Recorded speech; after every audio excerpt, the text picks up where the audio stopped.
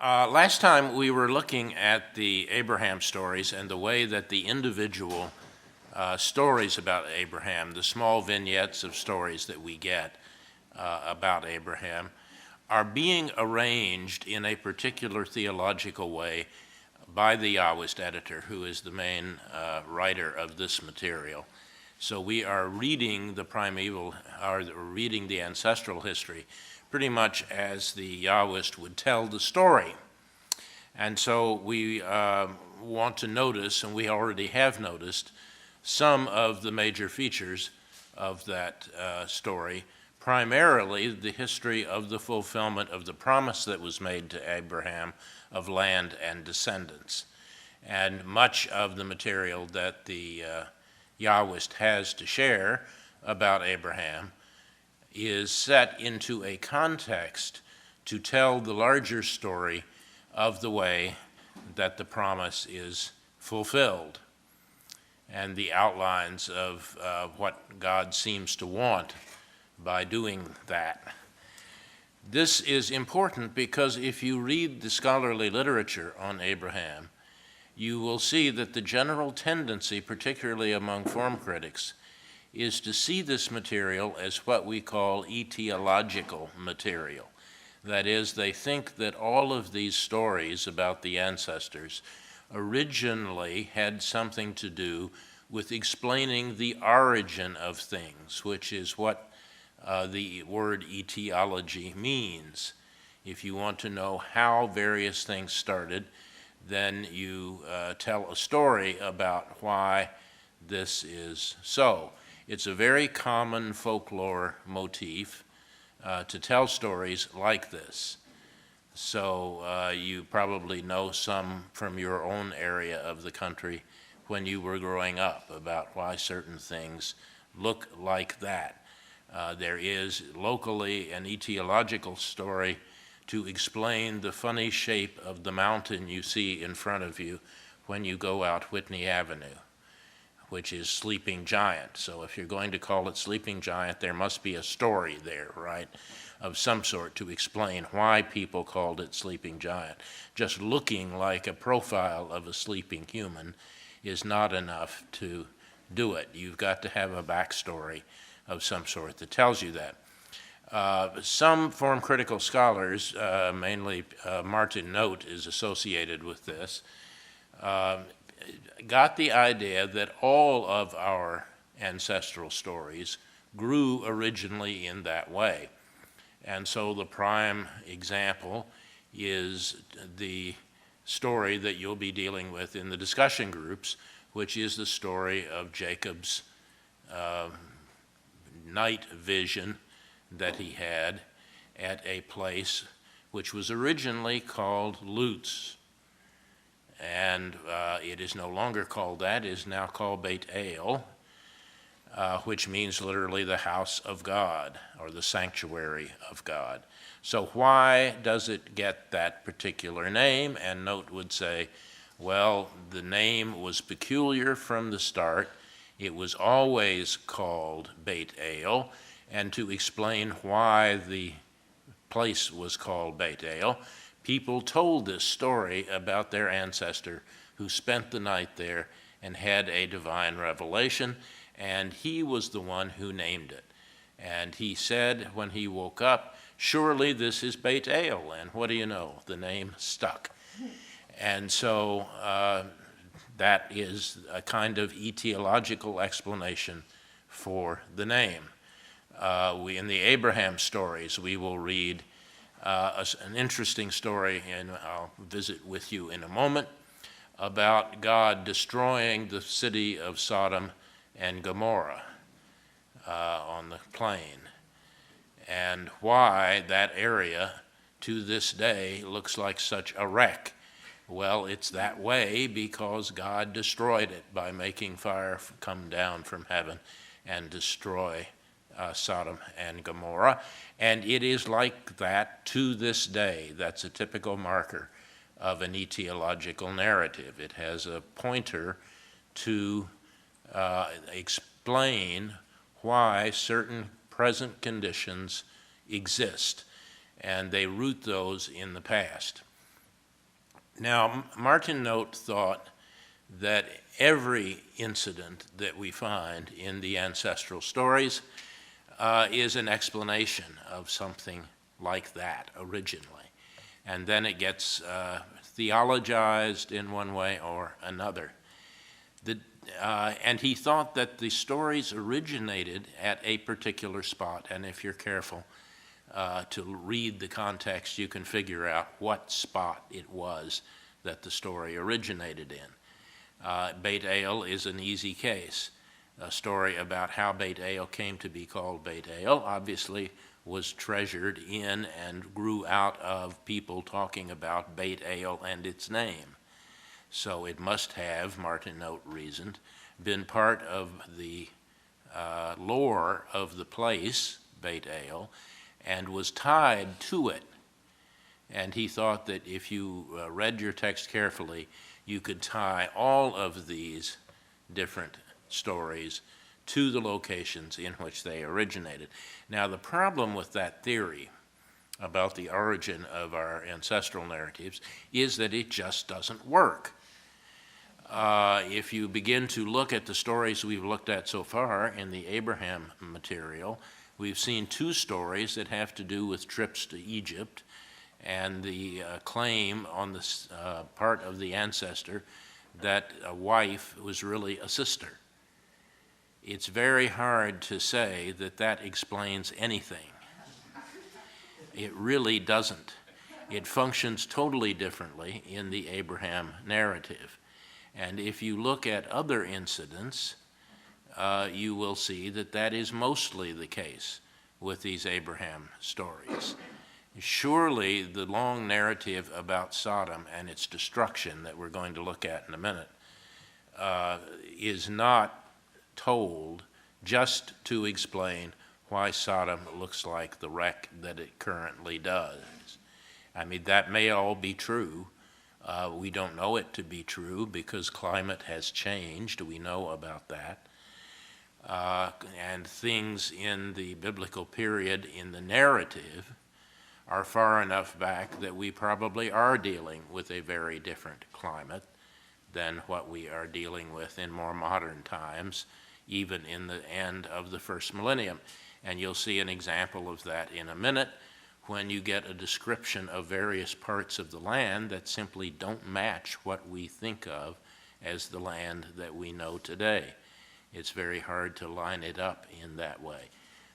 So either correctly or in folk memory, they are remembering a different world than what we know and what the later writers of the text knew.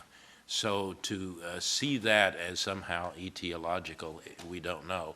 For all we know, Sodom was a thriving city in the biblical period. We just don't know that that is the case, and we have no idea about Gomorrah. It's simply a sister city, and we don't know anything about it. All right, so much for etiological narrative. That's a way of saying that whatever else the Yahwist is doing for us in these Abraham stories, the primary interest in the story is not etiological. And that's a clue that perhaps some of the rest of the stories that the Yahwist has to tell us are not, in the first instance, best seen as etiological. Now, they may be, but that may only be a kind of secondary interest of the writer. It may be that people did tell stories like this, and it may be they even had some of the same form as what the Yahwist has preserved in the text. But don't be tricked into thinking that if you can figure out why the story might have been originally told and what it originally explained, don't be lured into thinking that you now understand what the Yahwist is doing with it. For the most part, the Yahwist has no primary interest in etiology. The Yahwist is not writing in order to explain things to you. Now, when the Yahwist is telling you a story about creation, that's a whole different thing. There they are really trying to explain to you what the world is like and why. So that's the interest of the writer. But here we have to look a little harder. And the way in which the stories are put together gives you a kind of rough idea of what the overarching purpose of the Yahwist is in putting this material together.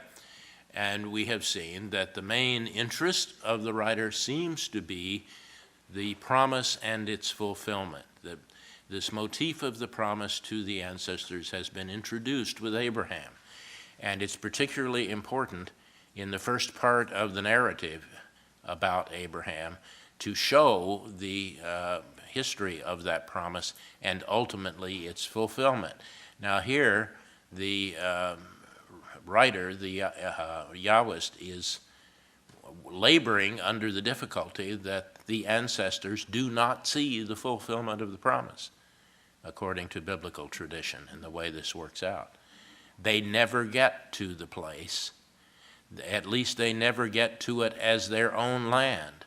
The irony about the promise is that even though the Abraham stories will not tell us about its fulfillment, we have to wait to get to Joshua for that.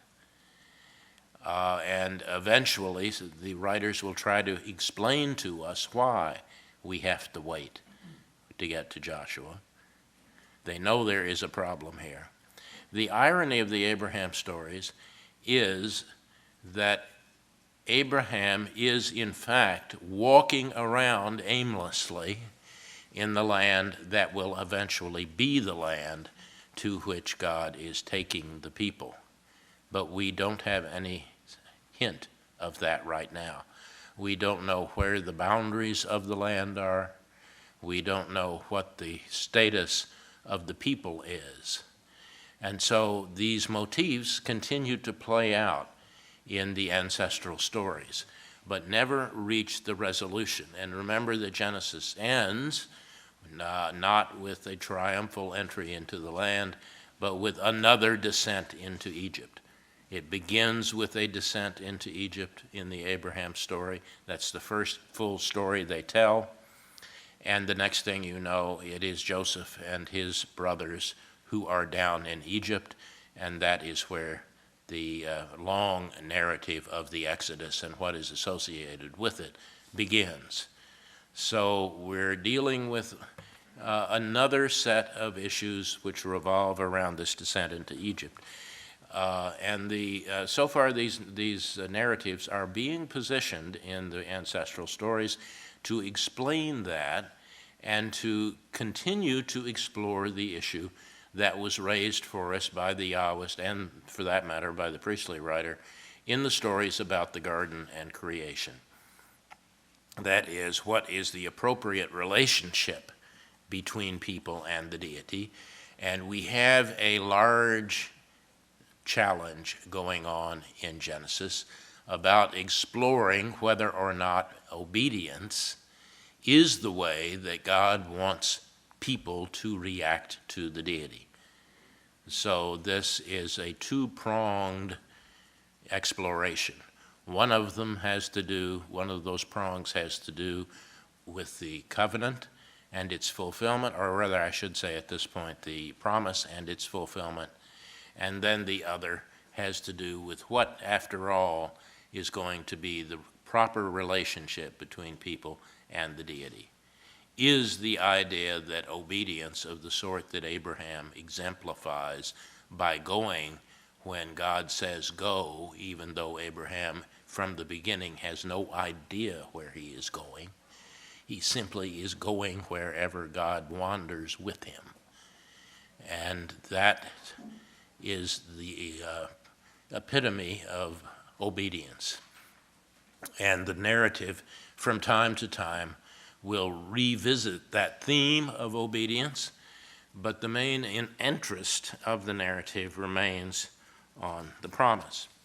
And we've seen that the old story about the wife's sister scam, that is the first story that the Yahwist tells us, is in fact a threat to the fulfillment of the promise as it has been given.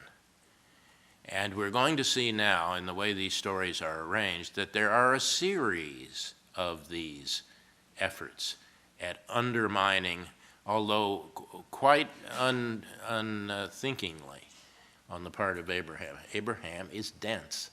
He doesn't get it, and he doesn't understand how this is all going to work out. And as he ages in the narrative, he's going to get more and more hyper about the fulfillment of this promise and how God is going to do it. And God is in no hurry, apparently, to fulfill this promise. And that's going to be the narrative theme that helps us. So we've already seen that he has jeopardized the promise through this first wife-sister incident. He seems to have gotten out of that without damage. That is to say, it is the promise of land and descendants is not going to be fulfilled by anything that happened on that visit to Egypt. The people will not spring from Egyptian lines, and the land of Egypt itself is not the land that God is giving to the people. So he got away with that one. And blundering his way, he moves out of that area and back out of Egypt, and he moves into the Negev, that is the southern part of what we would now call Israel. He has many possessions, thanks to the generosity of the Egyptians, who gave him lots and lots of stuff in order to get him to leave the country, apparently. And he is now a numerous people. He looks like he's on his way to the fulfillment of the promise. But there is that business of the land, and the first thing he does is to go get into an argument with Lot, who himself is beginning to accumulate more people and more family and so on. And eventually their relatives begin to argue with each other about land. And they decide that it's better for them to divide the land between the two of them than it is to fight about it all of the time. And so, with a typical Bedouin-style hospitality, when they had to divide the land, Abraham says, all right, well, you choose first. And so the question now becomes, for the reader, just what land is Lot going to take? Is Lot going to take the land that was destined for Abraham? Is the promise, after all, is to Abraham. It is not to Lot. And so is Abraham now unwittingly going to give away to Lot the land that was meant for Abraham?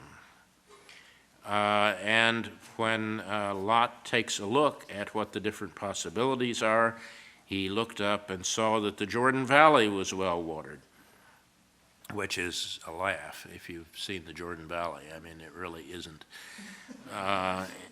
It's a kind of, by the time it gets to the south, it's arid, which is where the Dead Sea is, and aptly named because nothing can live there.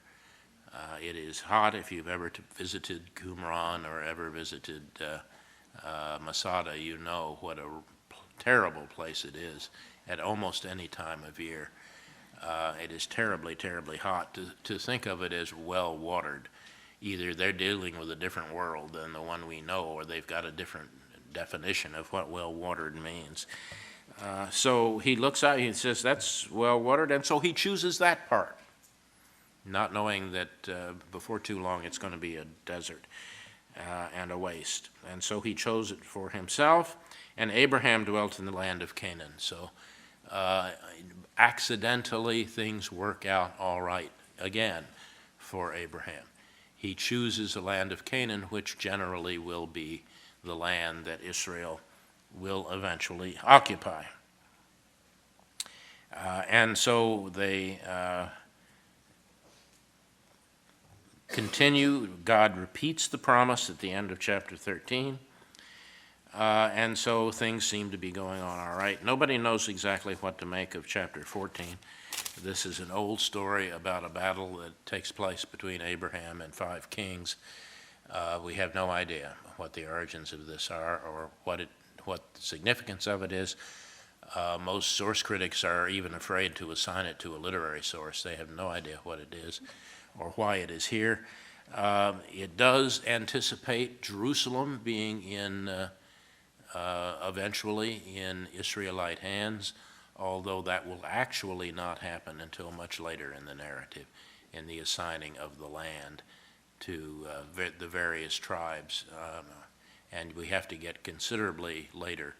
And of course, the narrative of the final taking of Jerusalem will not get to us until we get to the Davidic stories.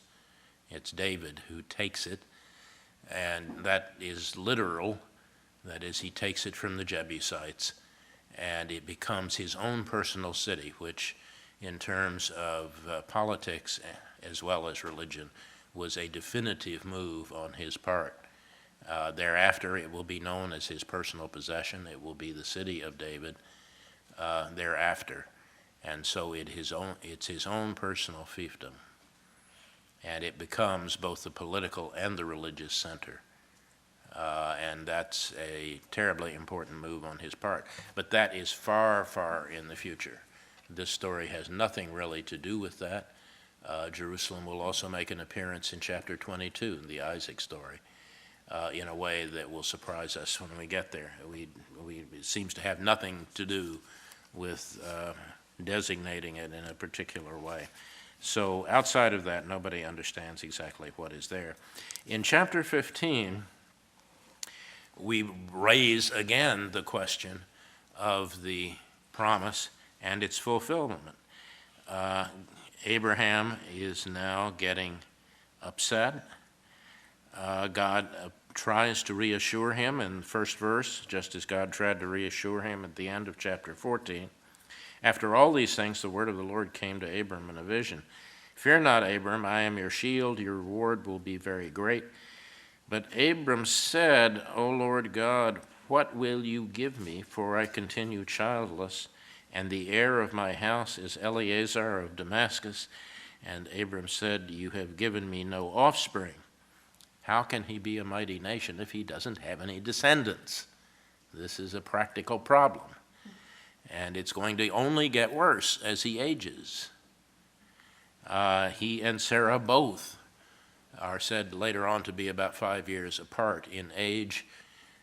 So they're both going to run into problems here before too very long. The word of the Lord came to him, this man will not be your heir. Your own son will be your heir. Now get off of the discussion. Look toward the heaven, number the stars if you are able to count them. And then said to him, so shall your descendants be. Notice that this is a repetition of the promise. It is not an explanation. In the God does not give explanations. You may not ask, well, just how are you going to go about doing this? I want details. And whenever somebody raises that kind of issue, the Yahweh blithely passes over the question and simply does not answer it. It reminds you of some politicians. We're going to do this, but they never tell you exactly how it is that they're going to get this done. And so here, Abraham is just frustrated by this kind of promise without any details attached to it, in spite of the business of looking at the stars and counting the stars and so on. That doesn't help. But we get these significant words in verse 6. He believed Yahweh.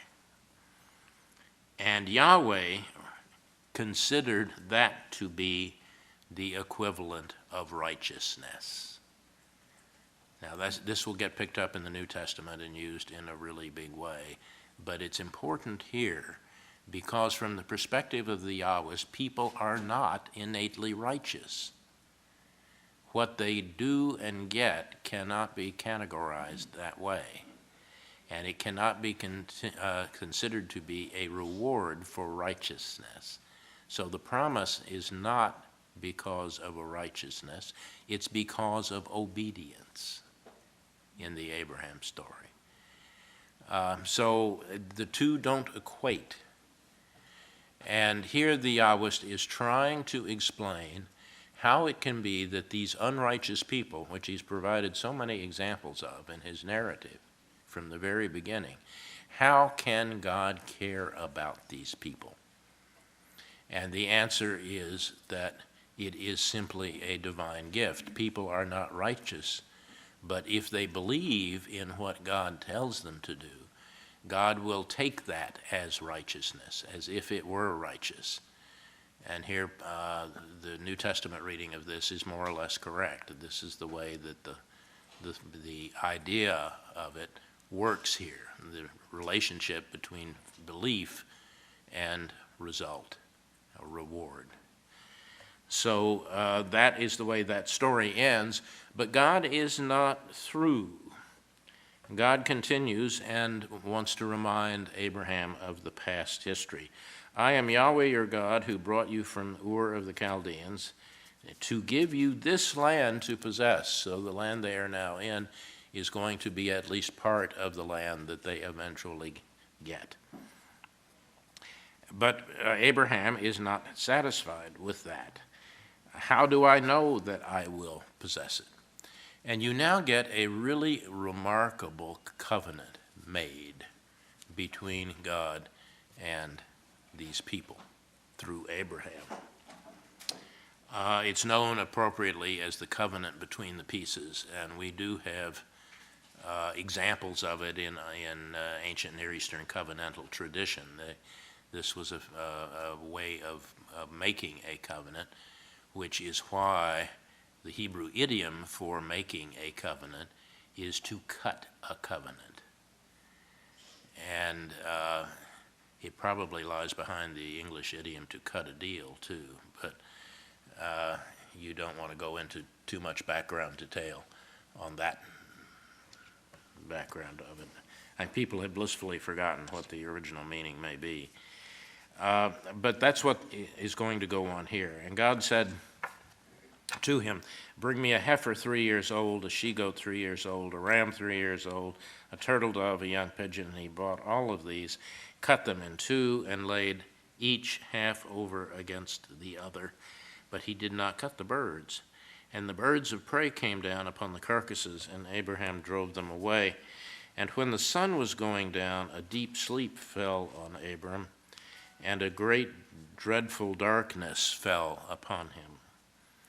And Yahweh said to Abram, know certainly that your descendants will be sojourners in a land that is not theirs, and they will be slaves there, and they will be oppressed for 400 years. We're now looking forward already to the Exodus in the Yahweh's narrative.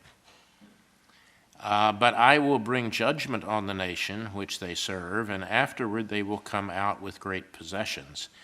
As for yourself, you shall go to your fathers in peace. You shall be buried at a good old age, and they will come back here in the 4th generation, for the iniquity of the Amorites has not yet complete. I have no idea what that's about. And when the remarkable part of it is what comes next. When the sun had gone down and it was dark, a smoking fire pot and a flaming torch passed between these pieces. And on that day the Lord made a covenant with Abram, saying, to your descendants I give this land, from the river of Egypt to the great river, the river Euphrates, from the land of the Kenites and the Kenizzites and the Cadmonites, the Hittites, the Perizzites, the Rephaim and the Amorites and Canaanites, the Girgashites and the Jebusites. This is the traditional, partly the traditional Deuteronomic list of the inhabitants of the land which the people will occupy, plus a few additions that the Yahwist has added to it. What is remarkable about this is that Abraham himself does not pass through the pieces. The symbolic meaning of the smoking pot and the fire passing between the pieces is that the deity passes between the pieces and thereby calls upon the life of the deity, if you like, as the forfeit for violating the covenant. God voluntarily takes on this obligation by participating in this as the only participant. Notice that Abram does not have any responsibility under this covenant. This is a pure gift of the deity, and it is a self-binding of the deity. So it is an encroachment on divine power. Here, the deity is giving up something by going through this ritual and being the only participant on that side of the covenant. So it really is quite a remarkable passage. So it is clear when you read this now that Yahweh is very serious about doing it. So Abraham is a recipient of the largesse of this covenant, namely the promise itself, but is not having any obligation under it. Now, that will change later on. And when we get to the priestly writer's version of all of this, this is a little too much for the priestly writer. Now, we've seen this before. The whole garden story and what happens with it is a little much for the priestly writer. And the priestly writer thinks, no, there really are obligations, and not surprisingly, those obligations are going to fit within the priestly writer's field of interest. And so in chapter 17, we get the priestly version of the covenant with Abraham. And notice the way that it begins. When Abram was 99 years old, Yahweh appeared to Abram and said to him, I am God Almighty. Walk before me and be blameless. This is a possibility for the priestly writer, remember. There's nothing evil about people, and therefore the idea that they can be blameless makes sense to the priestly writer. It's a question of how they behave, the priestly writer says, early and late. That is, sin is nothing innate. It is a violation of the order that God has put in the cosmos, and violating the order leads to consequences. And the priestly writer is consistent in the way that he works that out. So be blameless is what is a requirement on Abraham as Abraham's part of the covenant. Now, what does it mean to be blameless? For the priestly writer, we'll come to that. Clearly, it is obedience to the Sinai legislation to look ahead. That's going to be what it means. I will make my covenant between me and you, and will multiply you exceedingly. And Abram fell on his face, and God said, my covenant is with you. You shall be the father of a multitude of nations. No longer shall your name be called Abram, but your name shall be called Abraham. One is an Aramaic formation, one is a Hebrew formation. They both mean the same thing. So this becomes the symbol of this covenant for the priestly writer is the change of name for both Abraham and Sarah. They both get the names by which we will know them in the rest of the narrative at this point, according to the priestly writer. This is a really neat way of saying, we have two traditions of names for these folks, and this is why we have two traditions. The priestly writer is giving you an etiology of the name change here, why it occurred. But it doesn't matter because they're the same people and they're the same names. I will make you exceedingly fruitful. I will make nations of you. Kings shall come forth from you. And I will establish my covenant between me and you and your descendants throughout their generations for an everlasting covenant. This is characteristic of the priestly writer. These covenants are everlasting. They are permanent. They go on throughout all eternity for the priestly writer. That is not clear in the Yahwist narrative. The Yahwist narrative seems to imply that what makes the covenant work with Abraham for the Yahwist is Abraham's obedience and belief. Those are the things that make it work. And there is no requirement for particular activity in the Yahwist narrative until later. When we get to Sinai, they will all sign on to obedience to the Sinai covenant as part of the reason that one can continue to act. But the priestly writer says these are eternal covenants, and we've already seen that theme in the priestly writer at the end of the flood story, in that description of the priestly covenant that God makes with the whole of creation, which is an eternal covenant. God doesn't just make it for a brief period of time. It is in an eternal covenant that God has made with humankind, with the creation itself, with the earth, and everything that is in it. So they have a special role to play in God's divine economy. And so also it's no surprise then in chapter 17 that this covenant with Abraham is going to be an eternal covenant. As for you, you shall keep my covenant, you and your descendants. This is the covenant which you shall keep between me and you. Every male among you shall be circumcised. You shall be circumcised in the flesh of your foreskin, and it will be a sign of the covenant between me and you. So there is now a visible obligation that attaches to this covenant. The Yahwist idea that Abraham doesn't do anything but stand there and look at this performance is not accepted by the priestly writer.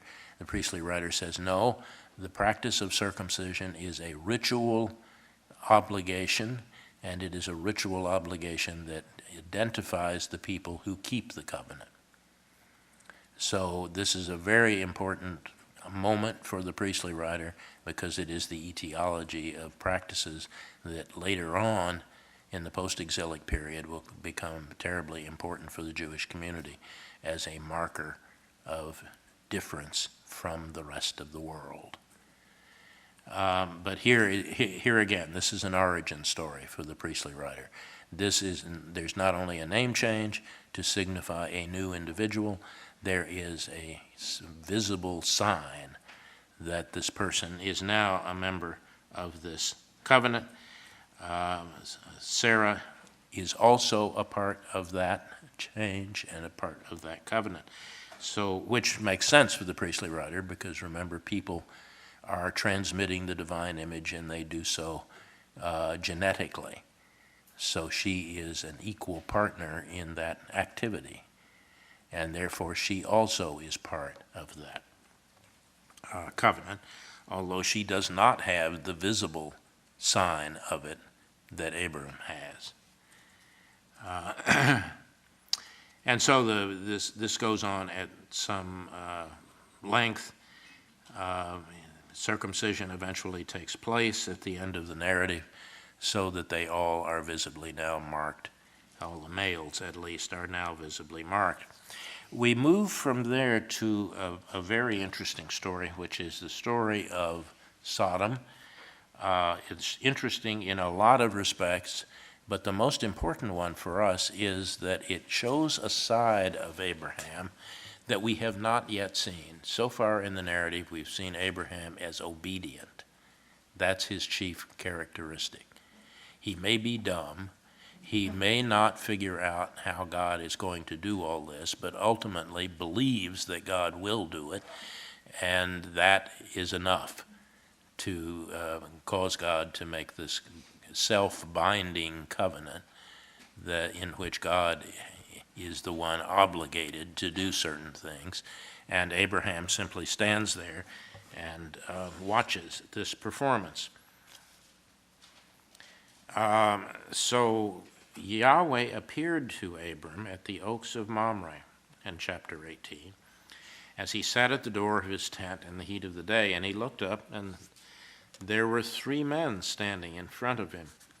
When he saw them, he ran from the tent door to meet them and bowed himself to the earth. He offers them hospitality, water, a meal, and so on. It is clear as the episode continues that one of the 3 is in fact the deity. And we will see that later on when 2 of them leave to go to Sodom and investigate what is going on with Sodom. And one of them stays and has this long conversation that begins in verse 16. So the men set out from there, that is, 2 of the 3 set out, and they looked toward Sodom, that is, they headed in the direction of Sodom. Abram went with them to set them on the way, and then God said, "Shall I hide from Abram what I am about to do, seeing that Abram shall become a great and mighty nation, and all the nations of the earth shall bless themselves by him? No, I have chosen him, that he may charge his children and his household after him, to keep the way of the Lord by doing righteousness and justice, so that the Lord may bring Abram what he has promised him." And then the Lord said, "Because the outcry against Sodom and Gomorrah is great and their sin is very grave, I will go down to see whether they have done altogether according to the outcry which has come to me. If not, I will know it." So God is essentially going to investigate what is going on in Sodom and Gomorrah. So when the men turned away and went toward Sodom, Abraham was still standing before the deity. Now, this is a remarkable story in a lot of ways, not the least of which it appears that the deity can be confused with another human being. So the deity can appear as another human being. And in this case, whether Abraham recognizes that at the very beginning of the story or whether he is simply a nice guy is not clear in the way the story is told. What is significant about this story is what finally happens. Abram drew near and said, "Will you indeed destroy the righteous with the wicked?" Up to this point, when conversing with the deity, outside of complaining, Abraham has been remarkably quiet. We don't know what he's thinking. We don't know what he is thinking later on in chapter 22 in the Isaac sacrifice story either. He simply is obedient in that story. And he is obedient in the way that he has reacted so far. Now he appears to be wanting to engage the deity in a conversation which is going to get the deity to change the intent of the deity. This is something that will become a lot more obvious when we get to the Jacob stories. This is the way in which Jacob typically interacts with the deity. We have not seen it in Abraham, and it's a sort of pointer ahead, because at the end of the day, Abraham remains the symbol of obedience. He does not ever reach the point of suggesting that the appropriate relationship, what God is really looking for in this issue of how people get along with the deity, what God has really been looking for is a conversation partner, someone who will argue with the deity. That's the main mode of Jacob's existence, and will be the reason when we get to those stories that it is Jacob who becomes Israel. It is not Abraham who becomes Israel.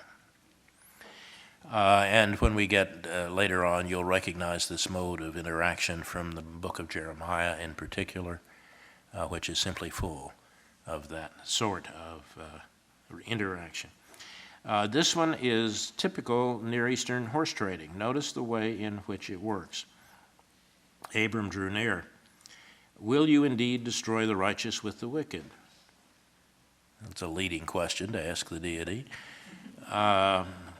We assume the deity's response would be, no, of course not. But Abram has something else in mind. Suppose there are 50 righteous people in the city of Sodom. Will you then destroy it and not spare it for the sake of the righteous people who are in it? Far be it from you to do such a thing, to slay the righteous with the wicked. Abraham is giving a little lecture on morality now to the deity. So that the righteous are treated the same way as the wicked. Far be it from you. Shall not the judge of all the earth do what is right? Wow. This is really sort of drawing the line in the sand as far as the deity is concerned. And Yahweh said, if I find 50 righteous in the city, I will spare the whole place for their sake. And Abraham answered, well, don't get upset with me. I've taken it upon myself to speak. And what am I, after all, but dust and ashes? Suppose 5 of the 50 are lacking. Would you destroy the city because we can only come up with 45 righteous people? And God said, I will not destroy it if I find 45 there. And again he spoke to him. Suppose 40 are found there. He answered, for the sake of the 40 I will not do it. And they said, oh, let my Lord not be angry. How about 10 or 30? 30 he goes to. God said, for that I would. And he does it again. How about 20? And finally gets God down to 10. And God says, for 10 I will not destroy it. Now, this is really quite a remarkable exchange between Abraham and the deity. It leads to God promising not to destroy Sodom if they can find 10 people who are righteous in the city, and is the origin of the lovely rabbinic claim that the world is preserved because there are 10 secret righteous people somewhere that keep it from falling into the destruction that it deserves. Just 10 is all you need. And since the world is still here, there must be 10 somewhere. Although sometimes they're very hard to find. That's why they call them the secret righteous. They're there. Unfortunately, for the way the story works out, they can't even find 10.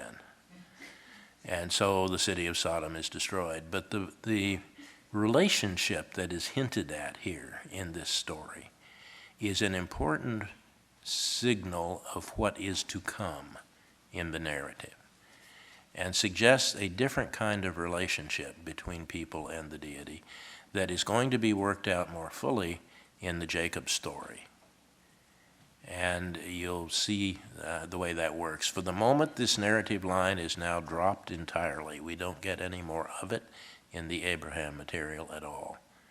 But it's a tantalizing look ahead at what is about to happen.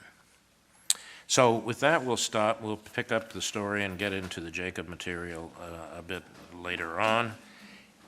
If you're wondering what the numbers are on the side, that is the outline of the Jacob material. Narrative at the beginning, having to do with Jacob and Esau. The divine appearance marked in chapter 28, 10 through 22. You'll talk about those today. 29, 1 through 32, 22, the story of Jacob and Laban in different location. Another divine encounter in 32, 23 through 33, and finally the rest of the Esau story. So it is a kind of double-layered sandwich in the way these two cycles of stories have been interwoven with each other in a very complex way. So we'll pick that up on Monday and talk a bit about that and move on